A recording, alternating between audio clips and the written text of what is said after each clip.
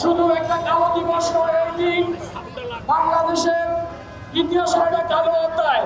আমরা পরিষ্কার ভাষায় বলতে চাই, অনেক হয়েছে, এনাফ ইজ এনাফ।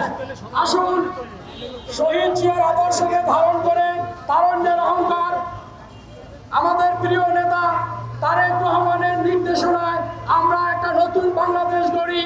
এই ফ্যাসিস্টদেরকে এই বাংলার মাটিতে আমরা আর কখনোই দেখতে চাই না, দেখতে চাই না, দেখতে চাই না। আমার এই সংক্ষিপ্ত বক্তব্য শেষ করছি। সবাইকে ধন্যবাদ। আমি উজ্জ্বল ভাইকে এটাই বলতে চাই, উজ্জ্বল ভাই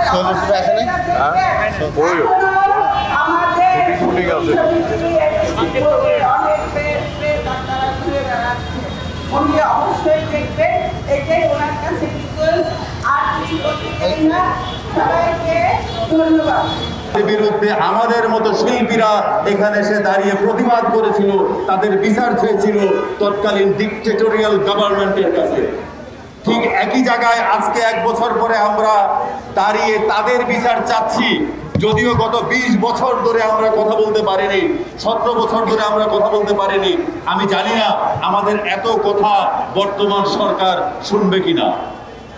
প্রশ্ন উঠেছে বর্তমান আমাদের এই রক্তের উপর দাঁড়িয়ে শহীদদের জীবন নিয়ে, হাজার হাজার ছেলে মেয়েদের অঙ্গহানি নিয়ে এই বর্তমান সরকারও আমাদের এফডিসিতে একজন ব্যবস্থাপনা পরিচালক বসিয়েছে। আপনারা জানেন এই বীজ কোথায় থেকে পেল, তার উৎপত্তি কোথায়, এই প্রোডাক্ট কোথাকার, এটা আমাদেরকে অবিলম্বে বলতে হবে। জনগণের জবাবদিহিতামূলক সরকার প্রতিষ্ঠা হবে, এটাই জনগণের দাবি। আর সরকার যদি আমাদের কথা না শুনে তাহলে সরকার চলে যাক, নির্বাচন দিয়ে দেখ। জনগণের নির্বাচিত সরকারের কাছে আমরা জবাব চাইব। এই ধরনের স্বৈর বিহেভিয়ারের জন্য আমরা রক্ত দিই নাই। ইংরেজিতে একটা কথা আছে, time and tide wait for none. সময় এবং নদীর স্রোত বসে থাকে না। আজকে 3 তারিখ, 1 বছর আগে এই 3 তারিখে আমরা ঘরে বসে গুলির শব্দ শুনেছি। পৃথিবীর ইতিহাসে নেই নিজের দেশের মানুষের ট্যাক্সের পয়সা দিয়ে গুলি কিনে সেই গুলি দিয়ে ছোট ছোট বাচ্চা মারা হয়, এটা বাংলাদেশেই প্রথম হয়েছে।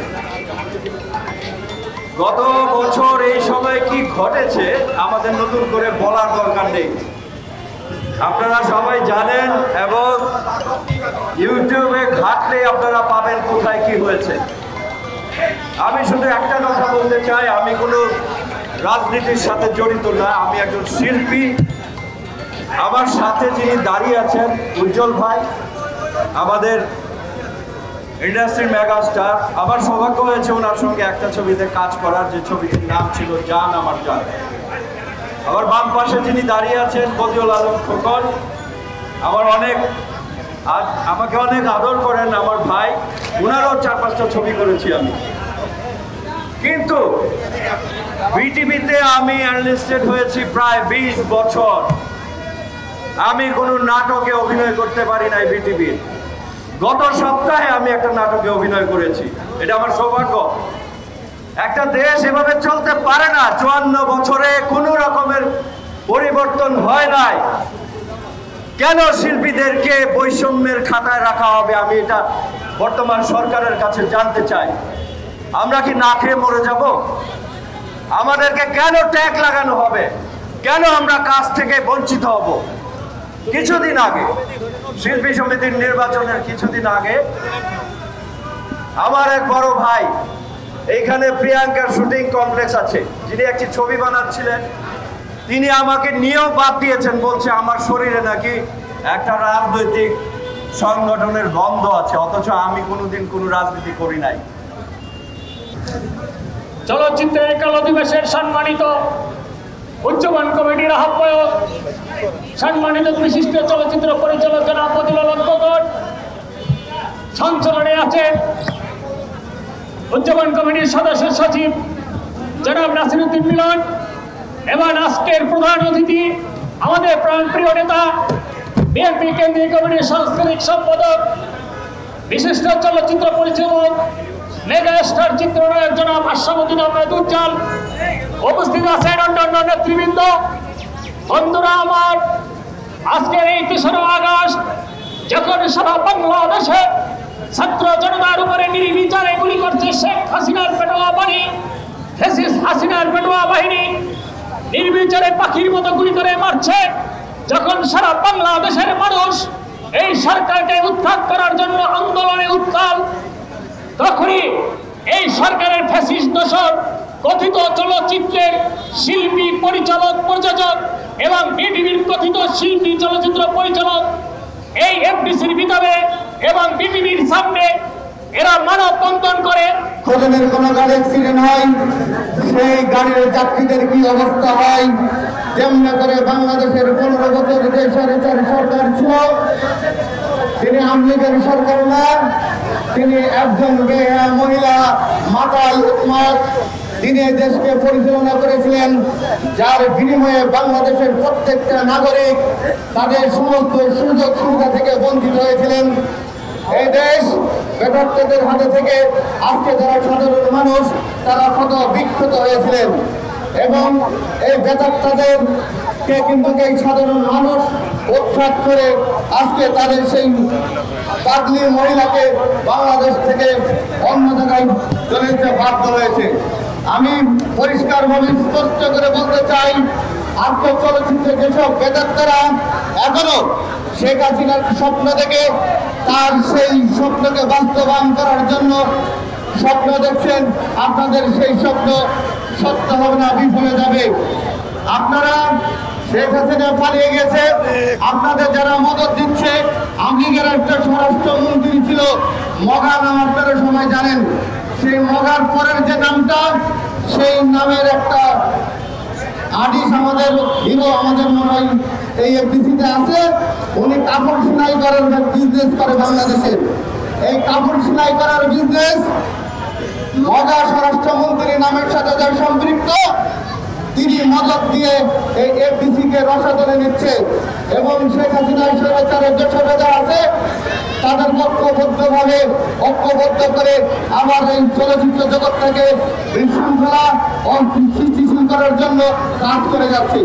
যখন আপনি তার সাথে কথা বলেন, তাকে মদত দেন, আমরা জানি। আপনার উদ্দেশ্য করে বলতে চাই, আপনি অচিরেই এইসব কুসংস্কার এবং টেলিফোনে মদত দেওয়া থেকে বঞ্চিত বাদ দিয়ে আপনি ভালো হয়ে যান, নাহলে আগামীতে আপনার বিরুদ্ধে যে কঠোর শাস্তিমূলক ব্যবস্থা আপনার নেব সে আপনি নিজেও কল্পনা করতে পারবেন না। শেখ হাসিনা চলে গেছেন, আপনি তো মজার করেন না। 17 বছর রাজপথে আমাদের কোন আন্দোলন, কোন মিছিল, কোন মিটিং আমাদের করতে দেয়। আজ আমরা মুক্ত, কে বলে রেখে নাই, কে সারা বাংলায় এক চেয়ার লোকান্তরে লক্ষ চেয়ার করে করে। থ্যাংক ইউ সবাইকে, থ্যাংক ইউ বাংলাদেশ জাতীয়তাবাদী দলের সবাই উপস্থিত হয়েছেন। আমাদের চলচ্চিত্র পক্ষ থেকে সবাইকে ধন্যবাদ। এবং চলচ্চিত্র কালো দিবস, এই কালো দিবস আমরা আর জীবনে চাই না, এক চেয়ার লোকান্তরে লক্ষ চেয়ার করে করে। থ্যাংক ইউ, আসসালামু আলাইকুম। নাসিরউদ্দিন পিন্টু জিন্দাবাদ, খায়রুল কবির খোকন জিন্দাবাদ। বাংলাদেশের অন্যতম মেগাস্টার আমাদের ছাত্র, যিনি বিএনপির কার্যকরী সম্পাদক, তাকে আমার অন্তঃস্থল থেকে সংগ্রামী শুভেচ্ছা। বাংলাদেশ চলচ্চিত্র শিল্পী সমিতির যারা নেতৃবৃন্দ আছেন এবং যারা আয়োজন করেছেন তাদেরকে আমার এবং সংগ্রামী শুভেচ্ছা। আজকের এই দিনে মনে পড়ে যায়, দীর্ঘ 17 বছর পরে আমরা নতুন প্রজন্মের বাংলাদেশের ছাত্র জনতা আজকে যারা আবার দেখেছেন একটি বাংলাদেশ পক্ষে সেই জাতীয়তাবাদী দল, এমন একটি দল, সেই রাষ্ট্রপতি জিয়া রহমান, সেই মুক্তিযোদ্ধা, স্বাধীনতার ঘোষক, যিনি এই দেশের ইষ্টবাদী, আজকে সেই নেতার কর্মী আমরা। আজকে যে আমার মনে পড়ে যায়, ওই অন্যায় জুলুমকারী যারা, ওই ফ্যাসিস্ট বাহিনীরা, তোমরা যেভাবে 18 বছর জুলুম করেছ, আমরা শুধু বলে দিতে চাই আর সময় নেই। এই যে কালো দিবস 2 তারিখে টেলিভিশন এবং 3 তারিখে এফডিসিতে যে ঘটনা ঘটিয়েছে, ভারতের যে প্রেতাত্মা দোসর, আওয়ামী লীগের যে দোসর, আমরা আমাদের এখনো এই দোসরদের শেষ করতে পারি নাই। তাই আমরা ঐক্যবদ্ধভাবে সবাই একসাথে এই দোসরদের তাড়িয়ে আমরা যাতে জাতীয়তাবাদী এবং মূল্যবোধের সরকার প্রতিষ্ঠা করতে পারি সেই লক্ষ্যে কাজ করব, সে আশা ব্যক্ত করে আমি আমার সংক্ষিপ্ত বক্তব্য এখানে শেষ করছি। আল্লাহ হাফেজ। বাংলাদেশ জিন্দাবাদ। আসসালামু আলাইকুম।